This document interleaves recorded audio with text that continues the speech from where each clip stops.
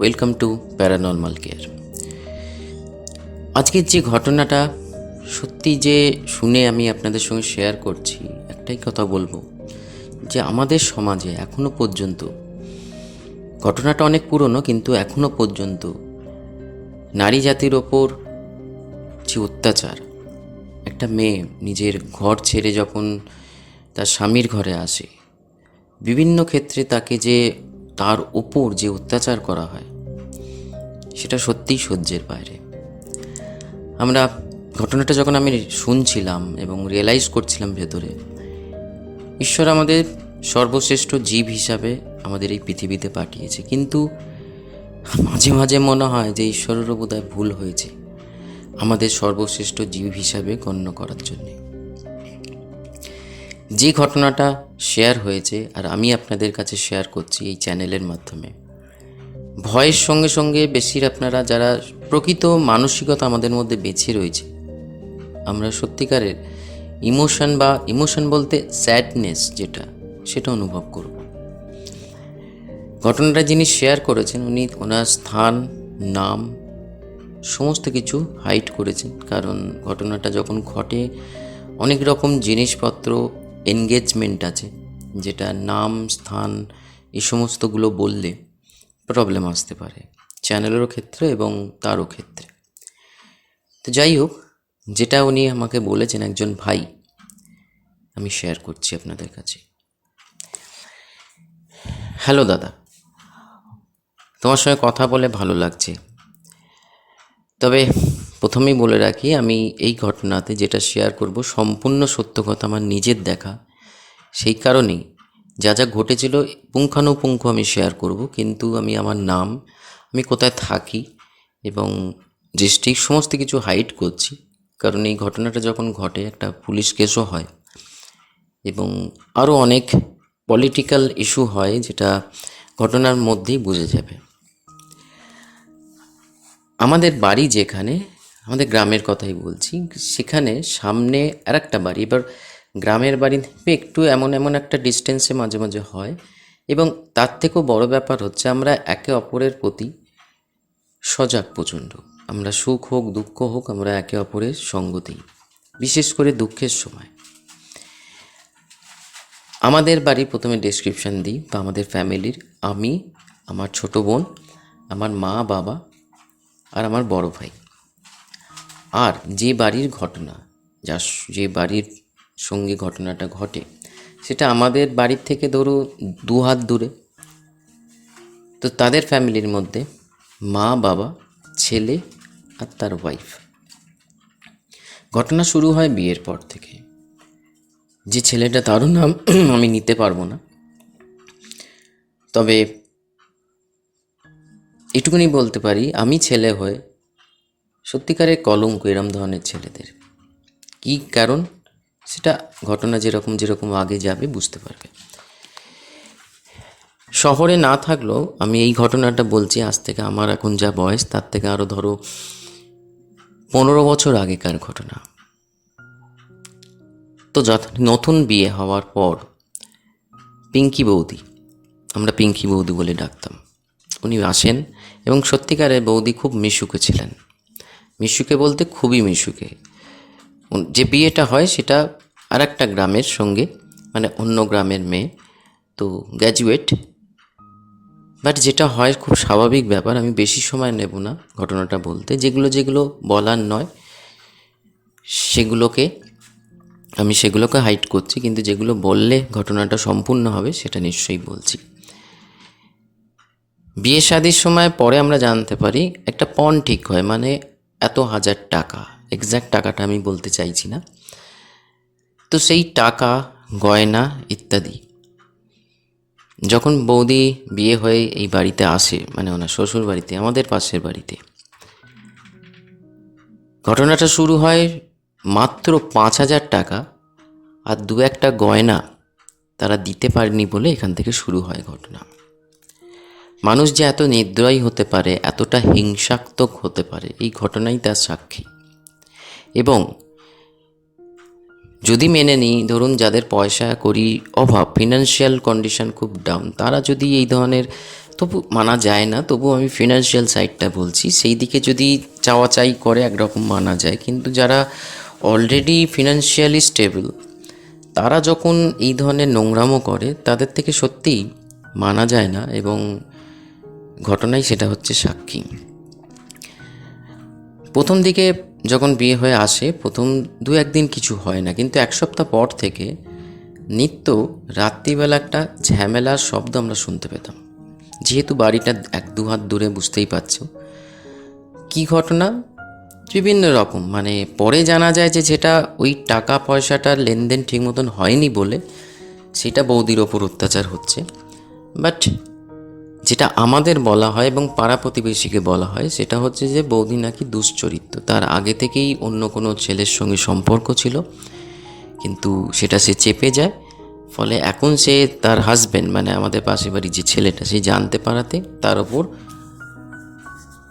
চেঁচামেচি, মানে ফার্স্ট শুরু হয় চেঁচামেচির মাধ্যমে। এবং চেঁচামেচি মানে এতটাই বড় চেঁচামেচি, গ্রামের সাইডে বুঝতেই পারছো সন্ধ্যেবেলা চেঁচামেচি মানে অনেক দূর দূর পর্যন্ত সেই শব্দ পৌঁছে যায়। আমাদের তো পৌঁছই ছিল। এবং প্রথম দিন আমরা যেটা হয়, পার্সোনাল ঝামেলায় আমরা ইনভলভমেন্ট নিজেদের দেখাইনি, এটাই ভেবেছি হয়তো টুকটাক যেরকম একটা সংসারে ঝামেলা অশান্তি হয়ে থাকে সেরকমই হচ্ছে। কিন্তু সেকেন্ড দিন যখন ঝামেলা হয় তা আমার বাবা যায়, তো বাবার সঙ্গে আমিও যাই, মিথ্যে কথা কেন বলবো, আমিও যাই। তো তাদের বক্তব্য অনুযায়ী সেরকম কিছু নয়, কিছু টুকটাক ঝামেলা হচ্ছে, বুঝতেই তো পাচ্ছেন, বলে তারাও ভদ্র ব্যবহার করে।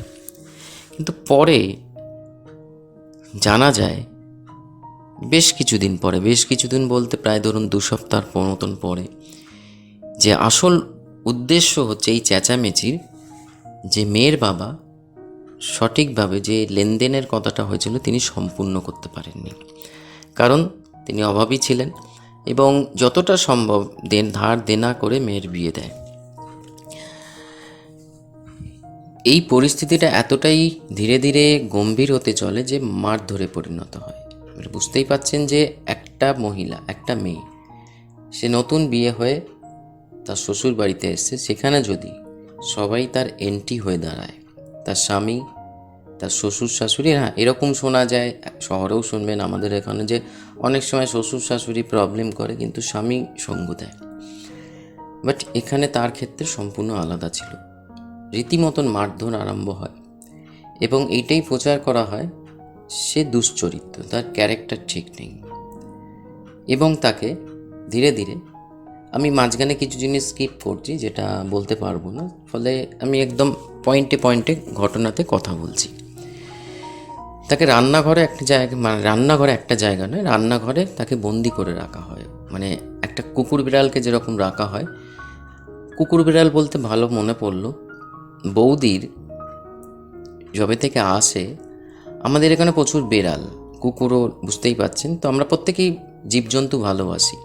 তো বৌদির সঙ্গে একটা বেড়ালের, খুব বাচ্চা বেড়াল, খুব বেশি বয়স নয়, ধরুন 6-7 মাসের বয়স, বৌদির সঙ্গে প্রচণ্ড অ্যাটাচ হয়ে যায়।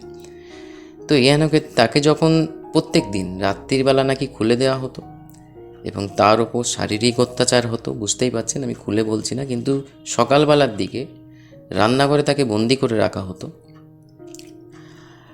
রান্নাঘরে মানে হাত বেঁধে, এগুলো তো আমরা পরে জানতে পারি, মানে একটা রান্নাঘরে সেখানেই রান্না হচ্ছে, তাকে রেখে দেওয়া হয়েছে। কিন্তু হ্যাঁ, এখানে রাখার স্পেস ছিল যেহেতু, এই কারণে বলছি, রান্নাঘরটা ছিল যেরকম একটু বড়, আর রান্নাঘরের সামনে একটা, একজন কি খুব বেশি হলে একটা ছোট বাচ্চা দাঁড়াতে পারবে, সামনেই ঠিক একটা এরকম বারান্দা, কিন্তু বারান্দার সামনে, মানে বারান্দার ঠিক সামনে মোটামোটা গ্রিল ছিল, যেটা বৌদিকে আমরা প্রায়ই দেখতাম, পিঙ্কি বৌদিকে ওখানেই বসে কান্নাকাটি করছে। এবং আমাদের আজ যেহেতু আমরা মানুষ, আমরা এতটা, আমরা যারা দেখবেন সফট, আমরা বলতে পারি আমাদের মেন্টালিটি খুবই সফট, তো এরকম একটা মেয়ের ওপর আসার পরে অত্যাচার হয়, আমার মা লুকিয়ে লুকিয়ে সেখানে খাবার দাবার দিয়ে আসতো, কারণ বৌদিকে ঠিক মতন খেতেও দেওয়া হতো না। এবং পরে ধীরে ধীরে ঘটনা এমন বাড়তে থাকলো, ওই রান্নাঘরে শুধু তাকে বন্দি করেই রাখা হতো।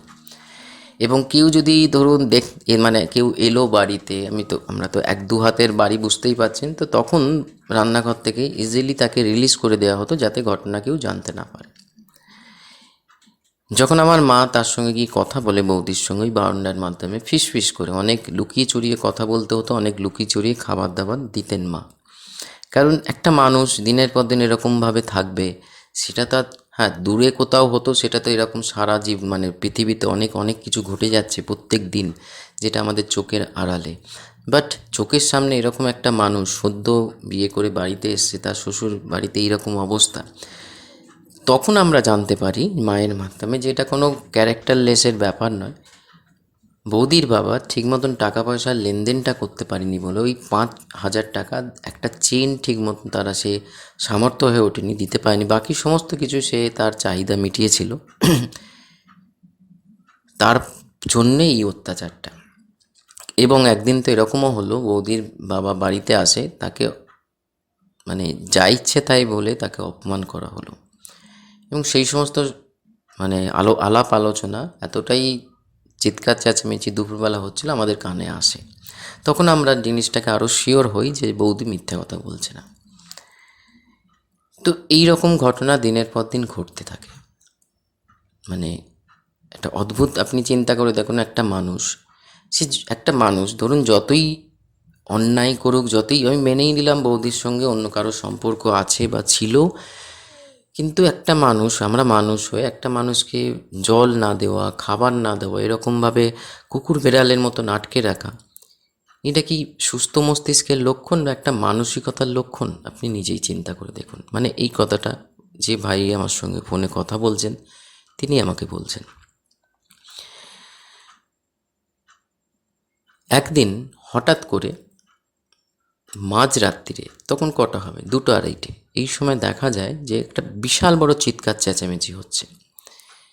এবং আমাদের একটা জানলা ছিল যেটা দক্ষিণমুখী, সেই দক্ষিণমুখী জানলাটা খুললে ওদের বাড়িটা সম্পূর্ণ দেখা যায়। এবং ওদের বাড়িটার থেকেও বড় ব্যাপার হচ্ছে যে যে রান্নাঘরটা যে ফেসে, আমাদের ওই জানলাটা খুললে সম্পূর্ণ ওই রান্নাঘরটাকে আমরা দেখতে পাই। এবং সেখান থেকেই দেখতাম পিঙ্কি বৌদি ওখানে বসে কাঁদছেন, বিড়ালটাকে নিয়ে চুপচাপ বসে আছেন। যখন ওনাদের মর্জি হলো খেতে দিলেন, মানে দরজার তলা দিয়ে যেরকম একটা আমরা সিনেমায় দেখি না, ওই রকমভাবেই ট্রিট করা হতো বৌদির সঙ্গে। যখন জানলাটা খুলে আমরা দেখি দাউ দাউ করে রান্নাঘরে আগুন জ্বলছে, বৌদি নাকি নিজের গায়ে সুইসাইড, মানে কেরোসিন তেল ঢেলে সুইসাইড করেছে। মানে আমরা দৌড়ে যাই, আমাদের আশেপাশেও এই চেঁচামেচিটা, রাত্রিরে চেঁচামেচি গ্রামগঞ্জে বুঝতেই পারছেন কতটা লাউডলি হয়। তো আমরা প্রত্যেকেই যে যার বাড়ি থেকে যারা যারা শুনতে পেয়েছি সবাই দৌড়ে গেছি। দৌড়ে যাওয়ার পর ওনাদের যখন দরজা খুলে এমন নাটক শুরু করে যেটা চিন্তাধারার বাইরে, যে দরজা আটকে গেছে, তো আমরা ভেঙে ভুঙে যখন ঢুকি সেই সময় তখন অনেক দেরি হয়ে গেছে। মানে আগুন জ্বলছে কিন্তু বৌদি ডেথ হয়ে গেছে, তখন মারা গেছে। এবার যেহেতু বার্ন কেস, পুলিশ আসবে। পরের দিনই আমাদের মধ্যেই একজন, ঠিক খেয়াল নেই কোন বাড়ি থেকে কল করা হয়েছিল, ওনারা কল করেননি, কল করা হয় এবং থানা থেকে আসে এবং বডিকে নিয়ে যায়। এটাই তাদের বলা হয় যে ঘুরিয়ে ফিরিয়ে, বুঝতেই পাচ্ছেন যে মানে এই সময়ও একটা অদ্ভুত মিথ্যে কথা নিজেদের বাঁচানোর জন্যে, যে কিছুদিন যাবৎ ঝামেলা অশান্তি হওয়ার পর আমরা যখন ধরতে পারি, মানে তখন ক্যারেক্টার, তার দুশ্চরিত্রের ব্যাপার তাদের পুলিশদের বলা হচ্ছে সে সামলাতে না পেরে নিজেই রান্না করে সুইসাইড করে। আদৌ কিন্তু তা নয়, তাকে মারা হয়, যেটা পরে আমরা জানতে পারি। কিভাবে সেটা ঘটনাচক্রে আপনি জানতে পারবেন। এবং যথারীতি যেটা খুব ভালো করে বোঝা গেল যে পুলিশকে, যার ফলেই বলেছিলাম আমি কোনো লোকেশন বলতে পারবো না, তাহলে লোকেশন বললে থানা বলতে হবে, এদিক ওদিক পয়সা ইত্যাদি দিয়ে কেসটাকে সম্পূর্ণ ধামা চাপা। মানে পুলিশ ধরুন খুব বেশি হলে অনুসন্ধান করতে 2-1 দিন এসছে, তারপরে কেসটাকে ক্লোজ করে দেওয়া হয়। এই বলে যে সুইসাইড কেস, যেটা মানে ওনারা প্রচার করেছিলেন লোক সমাজে, সেটাই মেনে নিয়ে পুলিশ নাকি কেস বন্ধ করে দেয়। কিন্তু আমাদের একটা ডাউট ছিল যে এখানে সম্পূর্ণ তাকে মারা হয়েছে, সেটা হচ্ছে এইটারই কারণে, এবং যেটা পরে আমরা জানতে পারি কিভাবে। এবার শুনুন। পিঙ্কি বৌদি মারা যাবার প্রায় 1-1.5 সপ্তাহ পর, এবার গ্রামে বুঝতেই পারছেন যে সন্ধেবেলার দিকেই মাঝরাত্রি হয়ে যায়। তো আমরা যথারীতি আমাদের নিজস্ব ক্ষেতি খামারি আছে, তো সকালবেলা উঠে যাব, আমরা 9টা 9:30টার মধ্যে খেয়ে দিয়ে শুয়ে পড়ি। এরকম আমরা যেই ঘরটার কথা বলছিলাম খুললে রান্নাঘরটা, দরজাটা জানলাটা খোলা ছিল, এবং আমাদের শোয়ার নিয়ম হচ্ছিল ওই যে ঘরটা, ওখানে আমি বিশেষ করে ওটা আমি শুতাম। আর মা বাবার কাছে আমার যেহেতু বোন ছিল, মানে মা বাবার সঙ্গে বোন শুতো। আর ওইখানে মাঝে মাঝে আর একটা ঘর ছিল যেটা দাদার পার্সোনাল ঘর, কিন্তু দাদাও মাঝে মাঝে আমার সঙ্গে শুতে আসতো, মানে একসঙ্গে আমরা শুতাম আলাপ আলোচনা ইত্যাদি করে গল্প করতে করতে। বাট সেদিন হয় কি, আমি নিজে সেই ঘরে একা, মানে শোবার ঠিক হয়। দাদাকে জিজ্ঞেস করি, দাদা বললো না আজকে আর যাবো না, কালকে শোবো। তো আমি যথারীতি খেয়ে দে যাই, হঠাৎ করে আমার চোখে পড়ে যে রান্নাঘরে ঠিক ওই রকমভাবে কেউ একজন বসে কান্নাকাটি করছে। আমি আপনাকে বলছি আমার গায়ে কাঁটা দিয়ে উঠছে, মানে এখনও আমার চিন্তা করলে, মানে এই ঘটনাটা আপনাকে বলছি তো আমার মনে পড়ছে, এখনও সেই দৃশ্যগুলো ভেসে আসছে। আমার ডাউট হয় যে কি এত রান্নাঘরে এত রাত্রিরে, প্রায় ধরুন আমাদের ওখানে 9টা 9:30 মানে অনেক রাত্রির, আমাদের গ্রামগঞ্জে কি বসে আছে। হয়তো প্রথমে ভাবি যে কোনো খাবার দাবার গরম করতে, বাট পরে লক্ষ্য করে দেখি যে লাইট তো জ্বলছে না। স্ট্রিট লাইটে যেটুকুনি বোঝা যাচ্ছে যে একটা ফিমেল বসে আছে। যখন ভালো করে ফলো করে দেখলাম, আকৃতিটা সম্পূর্ণ পিঙ্কি বৌদির মতন, কারণ উনি যে লাস্ট যে শাড়িটা মানে ড্রেসটা পরেছিলেন সেটা বোঝা যাচ্ছে আধা আলো আধা অন্ধকারে, এবং তার সঙ্গে সঙ্গে তার বেড়ালটাও রয়েছে। কারণ যখন মারা যায় বেড়ালটার পালিয়ে বাঁচতে পারেনি, বেড়ালটাও যেহেতু বাচ্চা বেড়াল ছিল, সে বুঝতেই পাচ্ছেন যে সেও জ্বলে পড়ে মারা যায়, এবং একটা কান্নার শব্দ আসছে। ঘটনা এখান থেকে শুরু। আমি ভয়েতে দরজা জানলা দিয়ে দিই, জানলাটা দিয়ে চাদর মুড়ি দিয়ে আমি শুয়ে পড়ি, এবং পরের দিন আমি সেটা সবাইকে, আমার ফ্যামিলিকে শেয়ার করি যে এই দেখেছি। তো তাদের বক্তব্য অনুযায়ী, দেখ মনের ভুল হতে পারে, একটা সম্পর্ক ছিল, এইরকমভাবে ডেথ হয়েছে।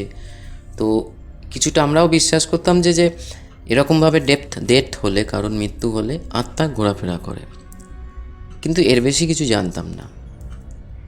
এরপরে ঘটনা যেটা শুরু হলো, রাত্রির বেলার দিকে বিশাল বিশাল চিৎকার, মানে পিঙ্কি বৌদির নয়, যারা যারা ওই বাড়িতে, মানে ওই ছেলেটা, তার মা এবং বাবা, বিশাল চিৎকার, মানে বিশাল চিৎকার, মানে বিশাল চিৎকার। কোনো সময় মা চেঁচাতো, কোনো সময় বাবা চেঁচাতো, কোনো সময় ছেলেটা আমাকে ছেড়ে দাও আমাকে ছেড়ে দাও বলে চেঁচাতো, এবং মাঝে মাঝে দেখতাম আমরা মাঝরাত্রিরে তারা বাড়ি থেকে বেরিয়ে আসতো। কী ব্যাপারটা, যখন আমরা সকালবেলা জিজ্ঞেস করতাম যে পিঙ্কি বৌদির কথা বলা হতো যে এরকমভাবে আমরা দেখেছি, আমাদের মারতে চাইছে। তো দেখুন, এরম ধরনের যাদের চিন্তাধারা হয় না, তারা আগেই প্রোটেকশান নেয়।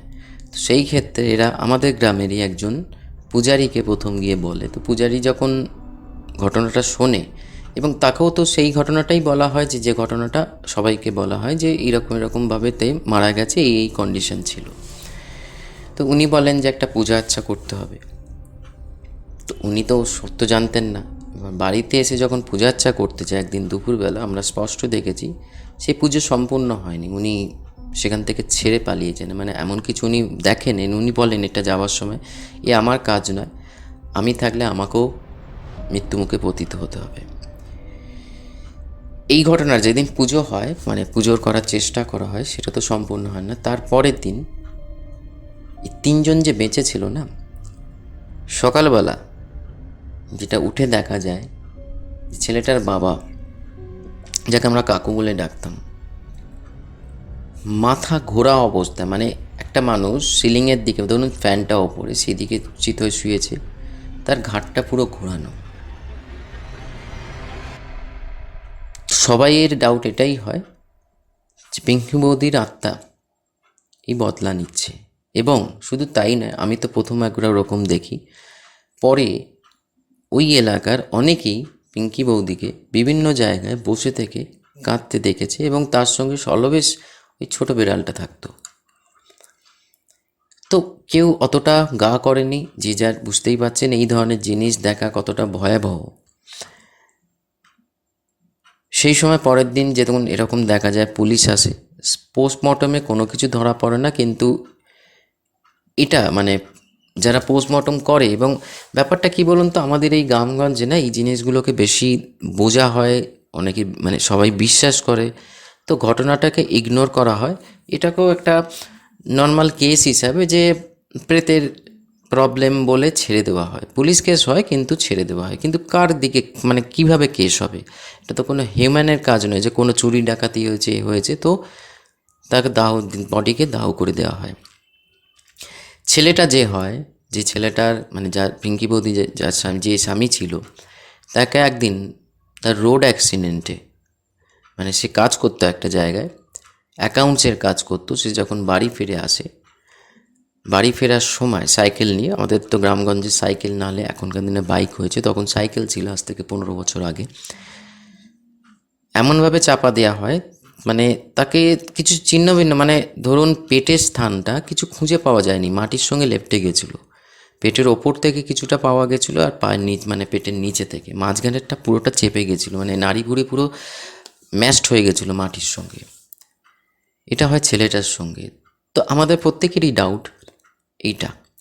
এরপরে কি হয়, আদার্স যে ওদের ফ্যামিলি ছিল থাকতো না, কিন্তু ধরুন মায়ের দিকে ফ্যামিলি বা বাবার দিকে ফ্যামিলি একজন তান্ত্রিকের ব্যবস্থা করে, দূর গ্রাম থেকে নিয়ে আসে, পরের গ্রাম থেকে। তান্ত্রিক খুব শক্তিশালী, শক্তিশালী বলতে যখন এই পুজোটা, উনিও পুজো আচ্ছার দিকে আসেন, মানে করবার জন্যে আসেন, এবং উনি প্রথমেই বাড়িতে ঢোকার সময় বলেন যে আপনাদেরই বৌমা প্রেত যোনিতে জন্ম হয়েছে এবং সেই সমস্ত কিছু ঘটাচ্ছে, তো তার সঙ্গে আপনারা কি করেন? মানে তান্ত্রিক বলতে সেই রকম তান্ত্রিক আমি বলতে চাইছি দাদা, ভালো তান্ত্রিক, মানে হেল্প করার মতন, এই নয় যে উল্টোপাল্টা বুজুং বাজুং দিয়ে পয়সা নিয়ে বেরিয়ে যাবে, তা নয়। তখনও তাকে, ওই ছেলেটির মা তখন বেঁচে ছিলেন, সেই মিথ্যে কথা, কিন্তু তান্ত্রিক বলে যে সত্যি যদি তাই হয়, প্রেত কিন্তু যদিও বা সে সুইসাইড করে, তবু এরম ধরনের ঘটনা ঘটতে পারে না যদি না আপনারা কোনো কিছু অন্যায় তার সঙ্গে করে থাকেন জীবিতকালে। তান্ত্রিক প্রেসার দেয়, এবং সেই পিঙ্কি বৌদির কাছ থেকেও ওনার যে সমস্ত তান্ত্রিকদের যে ক্ষমতা থাকে তার মাধ্যমেও জানতে পারে যে তাকে পুড়িয়ে মারা হয়েছে। এবং তখন আমরাও জানতে পারি যে জিনিসটা এই ঘটে, আমাদের পুরো যে অঙ্ক ছিল মিলে গেছিল, আমাদের তো একটা সন্দেহ ছিল, সেই সন্দেহটা বিশ্বাসে পরিণত হলো। এবং উনি এটাও বললেন যে আমি কাজ করে দিয়ে যাচ্ছি ঠিকই, কিন্তু আপনাদের সাবধানের সহিত চলতে হবে, কারণ দুটো ঘটনা অলরেডি ঘটে গেছে, এই আত্মাকে বশ করা মানে হচ্ছে বিরাট বড় ব্যাপার। মানে যেটুকুনি আমার ক্ষমতা আছে, আমারও লাইফ রিস্ক আছে, মানে দরকার পড়লে আমিও মৃত মুখে পতিত হতে পারি, যেটুকুনি করবার আমি করে দিয়ে যাচ্ছি, এরপরে যেটা হবার তো হবেই। তো উনি যথারীতি পুজো করেন, একটা তাবিজের মতন কাকিমাকে দেন, মানে ওই ছেলেটির মা, মানে বুঝতেই পারছেন, এবং বাড়িকে বেঁধে দিয়ে যান, যাবার সময় বাড়ি বেঁধে দিয়ে যান। কিন্তু ব্যাপারটা কি হয়, সবই তো একটা স্টেজ আছে, এখন সেগুলো রিয়েলাইজ করি যে ওনার যেটুকুনি ক্ষমতা ওই বাড়ি বাঁধা বা এই, তার থেকে যে পিঙ্কি বৌদির আত্মার যে ক্ষমতা অনেক বেশি ছিল। তো বিগত 1 সপ্তাহ কিচ্ছু হয়নি, নর্মাল জীবনযাপন হচ্ছিল। হঠাৎ করে একদিন কাকিমাকে দেখা যায় সেই রান্নাঘরে সিলিং ফ্যানে একটা ফ্যান লাগানো ছিল, যেটা বেশিরভাগ সময় শুনেছি নাকি খারাপ থাকতো, ফলে একটা টেবিল ফ্যানও ছিল গরমকালের জন্যে। সিলিং ফ্যানে গলায় দড়ি দিয়ে সে মৃত্যুবরণ করে। তো দাদা এইটা হচ্ছে মেন ব্যাপার, মানে ঘটনাটা হচ্ছে এইটাই। হয়তো আপনার বুঝতে অসুবিধা হলো, কারণ আমি মাঝখানে অনেক কিছু শেয়ার করিনি, যেটা শেয়ার করতে পারবো না, করলাম না। বাট আজও ওই বাড়িটা তো আছে, কিন্তু আপনি বললে বিশ্বাস করবেন না, আফটার 15 ইয়ার্স এখনও পর্যন্ত 2024-এ রাত্রিবেলা কান্নার আওয়াজ পাওয়া যায়, বিভিন্ন রকম আলোচনার কথা, আবার অনেক রকম শব্দ শোনা যায়, কেউ কোন কিছু ঘটি বাটি পড়ে গেলে শোনা যায়, মানে বাড়িতে আর কেউ থাকে না, বাড়িটা এমনিই এখন বলতে পারেন একটা ভগ্ন দশায় পরিণত হয়েছে। মানে বুঝতে, একটা বাড়ি যদি যত বড়ই ভালো বাড়ি হোক না কেন, আর যত ছোট বড় যাই হোক না কেন, যদি তার মেনটেনেন্স না করা হয়, সেটা মানে বুঝতেই পাচ্ছেন যে কী অবস্থা দাঁড়ায়। এখানে বিভিন্ন রকম গাছ জন্মেছে, মানে সেই বাড়িতে বলতে গেলে একটা হন্টেড প্লেস হিসাবে লোকে, আজকের দিনের লোকে বিশ্বাস করে। এবং আজও সন্ধেবেলার পর থেকে কিছু না কিছু আমরা অনুভব করি, বাট কোনো ক্ষতি হয়নি আমাদের আশেপাশে। বাট এটাই হচ্ছে ঘটনা দাদা, যেটা আমি আপনার সঙ্গে শেয়ার করলাম।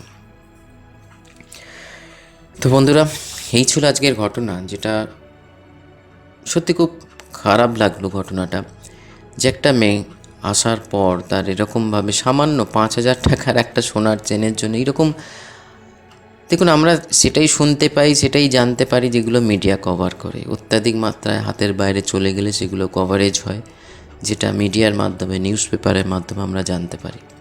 বাট এরকম অনেক পৃথিবীর কোণে কোণে, গ্রামগঞ্জে হোক শহরে হোক, মেয়েদের ওপর অত্যাচার হয়, যেটা সত্যিকারেরই একটা ভাববার বিষয়। আমরা এটা ভেবে সন্তুষ্ট থাকি যে আমার ঘরের মেয়ে যেখানে বিয়ে হলো সেই ফ্যামিলিটা ভালো, কিন্তু সবার ভাগ্যে সেটা জোটে না। অনেক মেয়েকে আজকের দিনেও, এত আধুনিক যুগেও অনেক কিছু কষ্ট সহ্য করতে তার জীবনকে যাপন করতে হয়। যাই হোক, ভিডিওটা ভালো লাগলে একটা শেয়ার করবেন, লাইক করবেন, কমেন্টস নিশ্চয়ই করুন, আর চ্যানেলটাকে সাবস্ক্রাইব করুন। ধন্যবাদ।